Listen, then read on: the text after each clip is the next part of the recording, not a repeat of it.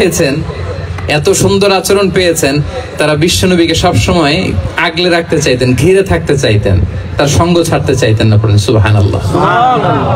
সবসময় ঘিরে রাখতে চাইতেন। বাসায় ভাল লাগে না, বিশ্বনবীর কাছে চলে যেতেন। ওয়াইফের সাথে মনোমালিন্য, নবীর দরবারে চলে যেতেন। এমনকি কোন সাহাবীর পেটে যদি ক্ষুধা লাগতো, ঘরে খাবার না থাকতো, তারা বিশ্বনবীর কাছে চলে যেতেন। তারা বলতেন, নবীর চেহারার দিকে তাকিয়ে থাকলেই আমাদের ক্ষুধা মিটে যেত। আগলে রাখতেন সবসময় বিষ্ণু ইসলামকে। আর সবসময় বিষ্ণু ইসলাম একটা স্মাইলিং ফেস নিয়ে তাদের সাথে কথা বলতেন। মুচকি হাসবেন। বিষ্ণু বলেন, তাবাসসুমুকা ফি ওয়াজহি আখিকা সাদাকা। Your smile to your brother, it's a charity. তোমার ভাইয়ের দিকে তাকিয়ে তুমি যে মুচকি হাসো, এটা সাদাকা দেওয়ার সওয়াব কামিয়ে ফেলো তুমি। সুবহানাল্লাহ। এবং সাহাবারা বলতেন, মা রাআইতু আহাদান আকসারা তাবাসসুমান মিন রাসূলিল্লাহ সাল্লাল্লাহু আলাইহি ওয়াসাল্লাম। বিশ্বনবীর চাইতে বেশি কাউকে আমরা কোনোদিন মুচকি হাসি দিতে দেখিনি। সুবহানাল্লাহ। মুচকি হাসেন তো আপনারা? হাসি। তো গোমরা মুখ করে রাখছেন কেন? হাসেন, হাসেন, মুচকি হাসেন। হাসবেন। হাসতে পয়সা লাগে? হ্যাঁ, কত অন লাগে বলেন মুচকি হাসি দিতে? হ্যাঁ, আচ্ছা, লাগে না। তো মুচকি হাসবেন। হাসলে যদি সাদাকার সওয়াব হয়, তো আমরা মুখ গোমরা করে রাখবো কেন? আমরা কি করব? হাসবো। মুচকি হাসবো। রাজি আছেন?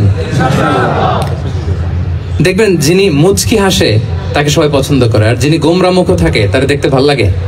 আমার ভালো লাগে না, আপনাদের লাগে? লাগে? লাগে না, লাগে না। হাসি কিন্তু সংক্রামক, ইতিবাচক ভাবে সংক্রামক। আপনি হাসলে দেখবেন হেসে হেসে কথা বলে, যার সাথে বলতেছেন তারও একটা হাসি। আপনি গোমরা মুখে থাকলে ওই ব্যক্তিও গোমরা মুখ। ঠিক কিনা বলেন? এবং মুচকি হাসলে স্বাস্থ্য ভালো থাকে, মানসিক স্বাস্থ্যের সাথে এটা সম্পর্ক আছে। মুচকি হাসবেন। মোবাইল বন্ধ করবেন। এই যে খুব দায়িত্বশীলতার সাথে উনি মুচকি হেসে হেসে ভিডিও করতেছেন। প্রিয় ভাইয়েরা, দেখেন বিষ্ণু ইসলাম কেমন কনসিডারেট ছিলেন। বিশ্বনবী যদি কারোর সাথে মুসাফা করতেন, ভাই একটু হাত মেলান তো, এই যে ওই লোক হাত সরানোর আগে বিশ্বনবী হাত সরাতেন না। যখন উনি হাতটা টান দিতেন, তখন নবী হাত টান দিতেন। কারোর সাথে কথা বলার সময় এইভাবে আর চোখে তাকাতেন না, এইভাবে না। কথা বলতে হইলে ঘুরে তার দিকে হয়ে তাকে সম্মান দিয়ে, রেসপেক্ট দিয়ে কথা শুরু করতেন। কেউ কোনো গুরুত্বপূর্ণ কথা কানে কানে বলতে চাইলে তিনি কথা শেষ না হওয়া পর্যন্ত মাথা সরাতেন না। সুবহানাল্লাহ। আসতে বলেন। আল্লাহু আকবার, আল্লাহু আকবার। একটু মিলিয়ে নেই, আসলে কি আমরা পারি এত চমৎকার আচরণ উপহার দিতে? আল্লাহ, কতটা কনসিডারেট ছিলেন দেখেন। এক বেদুইন, অক্ষর জ্ঞানহীন মানুষ, সভ্যতার ছোঁয়া তার মধ্যে লাগেনি। সে মসজিদে নববীতে ঢুকে একবার মসজিদে নববীর মাঝখানে পেশাব করা শুরু করলেন। কি করা শুরু করলেন? কোথায়? টয়লেটে? কোথায়? ইসলামের সবচাইতে দ্বিতীয় সবচাইতে পবিত্র জায়গা বিশ্বনবীর মসজিদের মাঝখানে। সাহাবারা তাকে মারতে উদ্ধত হলেন। বিষ্ণু বললেন, দাও, থামো থামো, এই থামো থামো। কারণ প্রস্রাব করার সময়, টয়লেট করার সময় হুট করে কাউকে ধমক দেওয়া যায় না, ডাকা যায় না, দরজায় বড় নক করা যায় না, নক করা যায় না। করলে তার ক্ষতি হতে পারে, এটা করবেন না। বিষ্ণু বললেন, দাও ওয়া হারিকু আলা বাউলিহি সাজলান মিন মা। এই রাখো রাখো, বেচারাকে পেশাব করতে দাও, করতে দাও, করতে দাও, পেশাব করতে দাও। সে পেশাব শেষ করলো। বিষ্ণু বললেন, এক বালতি পানি ঢেলে দাও। এই এক বালতি পানি বালুতে মিশে জায়গাটা পরিষ্কার হয়ে যাবে।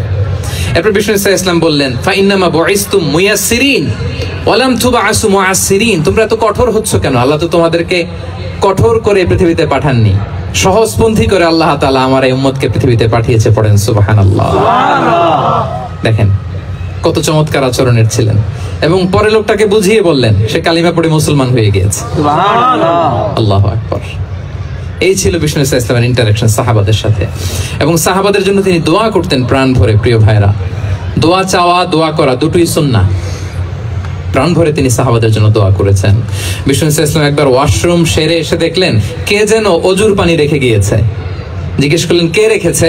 বলা হলো, আব্দুল্লাহ ইবনে আব্বাস রেখে, ছোট্ট আব্দুল্লাহ।